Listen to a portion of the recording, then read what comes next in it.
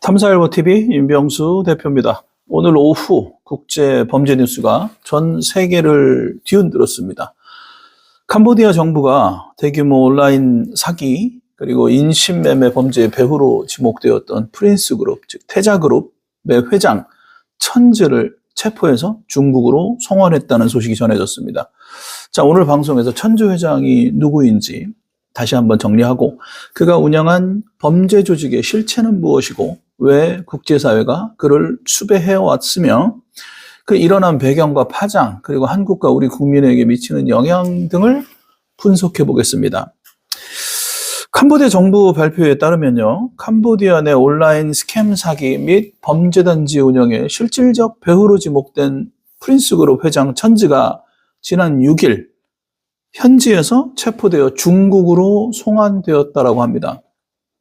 캄보디아 내무부는 여러 달 동안 중국 당국과 공조 수사 끝에 체포 작전이 이루어졌다고 밝혔습니다. 또한 천즈는 지난해 12월 캄보디아 국적을 박탈당했으며 그의 체포 및 송환은 국제공조의 성과로 평가되고 있다고 합니다.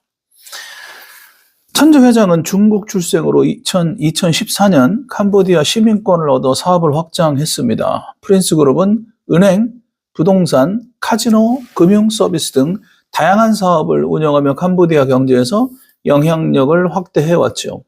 하지만 이 기업 그룹은 표면상 합법 기업의 모습을 띠면서도 사실은 거대한 범죄 네트워크의 운영체라는 혐의를 받아왔습니다.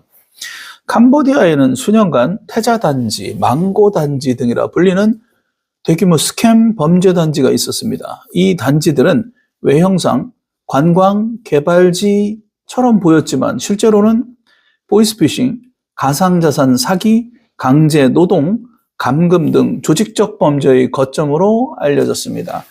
자, 이 단지들에서는 인신매매, 납치, 감금, 사기, 가상자산 범죄 등 다양한 범죄들이 벌어졌다는 의혹이 지속적으로 제기되어 왔었죠.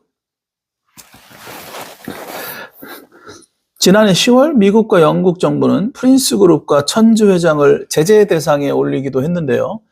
미 법무부가 압수한 암호화폐 수익금이 약 150달러, 우리 돈으로 21조 원에 달하는 그러한 발표도 있었습니다. 한국 정부도 뒤늦게나마 태자단지 등과 연관된 개인 15명, 단체 32곳을 독자 제재 대상으로 지정하기도 했습니다. 미국 법무부는 천즈 회장을 포함해 온라인 금융사기와 자금 세탁 혐의로 기소했으며 이 사건은 역대 최대 규모의 몰수 소송 중 하나로 기록되었습니다. 프린스그룹은 전 세계에서 선량한 투자자들을 유인해서 가상자산 사기, 이른바 피그 부처링 사기를 벌인 혐의도 받고 있습니다. 또한 국제범죄 네트워크 운영에 강제노동, 감금, 폭력, 그리고 불법 자금 세탁까지 포함됐다는 점이 그 혐의의 중심에 있습니다. 자, 그렇다면 왜 중국으로 송환이 되었을까요? 정치적, 법률적 요인을 찾아보니까 캄보디아 정부는 천즈의 체포 후 그를 중국으로 송환했다라고 발표했는데 이는 단순한 범죄 송환이 아니라 외교적, 정치적 계산이 작용한 것으로 보입니다. 한 국제범죄 전문가에 따르면 중국으로 송환한 것은 서방의 정밀 사법 절차를 피하기 위함이고 중국 정부 검찰 조사 체제를 활용하는 길을 택한 의도로 보이며 정치적으로도 민감한 사건을 중국 법정에서 처리하려는 의도라고 분석된다라고 말하고 있습니다.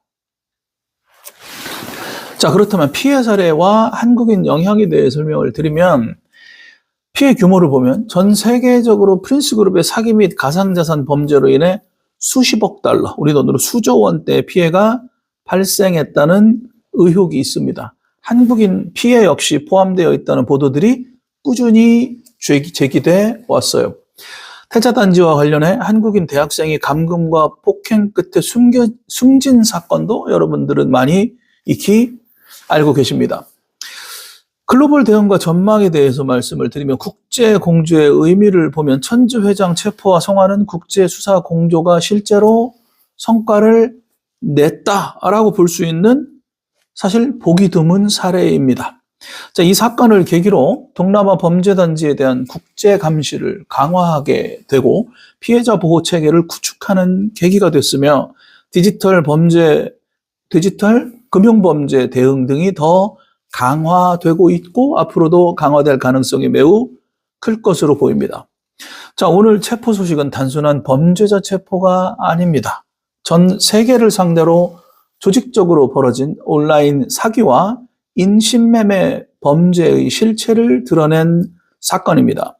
캄보디아 정부, 중국 정부, 그리고 국제수사기관의 공조가 만들어낸 결과입니다. 자, 이제 중요한 질문은 이 체포로 끝인가? 아니면 구조를 바꿀 기회인가?